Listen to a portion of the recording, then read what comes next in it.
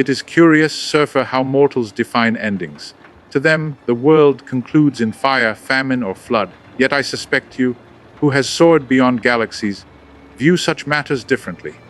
For you, an end might not mean annihilation, but a transformation. Tell me, when you hear "end of the world," do you think of death, or do you think of change?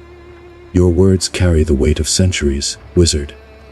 To me, the world's end is never a singular event, but a cycle. Stars collapse and are reborn. Civilizations rise, then wither into dust.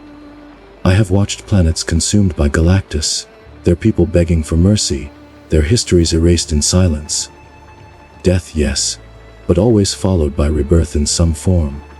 Rebirth, yes, but often cruel in its demand. Humanity speaks of endings with both fear and fascination. They compose prophecies, paint murals of fire raining from the heavens, or whisper of divine judgment. Yet most fail to see the smaller apocalypses: friendships ending, faiths dying, innocence lost. The end of a world can come quietly in a single broken bond. I know this truth well. My own world, Zenla, did not perish by cosmic destruction, but by sacrifice. I offered it to Galactus to preserve its existence.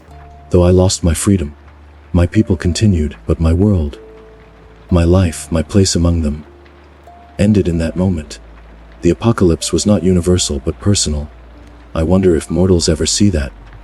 They rarely do until it is too late. Humans fear extinction, yet ignore the subtle decay already devouring them. Greed hollows their cities. Pride poisons their families. I watched wars sparked by arrogance end thousands of lives before a single wand raised in defense could intervene. And still, they call it the end, only when flames consume their skies. Yes, they romanticize destruction, as if fire raining down validates their stories. Yet oblivion is not always cinematic. Sometimes it is a slow erosion. Language lost, libraries forgotten. The stars above no longer understood. I have flown past countless ruins of once brilliant species. None vanished in glory. Most simply faded, their wonders swallowed by silence and indifference. Indifference is the cruelest reaper. A world can endure disaster, but apathy, that is insidious.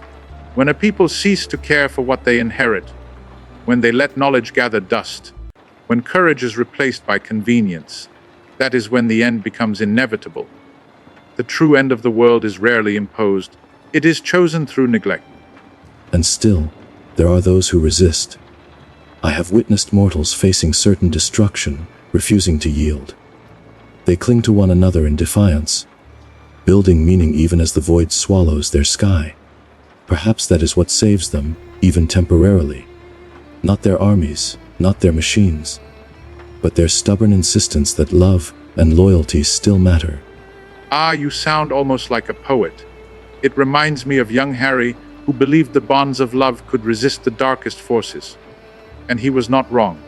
Magic may burn and fade, but affection leaves imprints even death cannot erase. Perhaps the end of the world is not measured in how much we lose, but in how much endures. Then the end becomes a mirror. It reflects what was valued most. A planet consumed may vanish physically, yet if its people lived with unity, the memory echoes across time. I carry songs, stories, fragments of forgotten worlds with me. They live through me. Does that not mean that endings, while inevitable, are never complete? Indeed.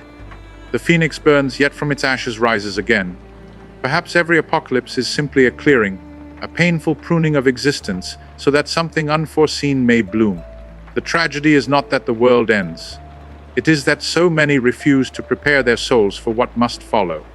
That preparation requires humility, something mortals resist most fiercely. So the question lingers, wizard. If the end comes, whether in silence, fire, or cosmic hunger, will mortals embrace it with despair, or will they carry their meaning forward into whatever follows? I have seen both. I wonder, when your world's final moment arrives, will it be marked by screams, or by the quiet dignity of those who understood?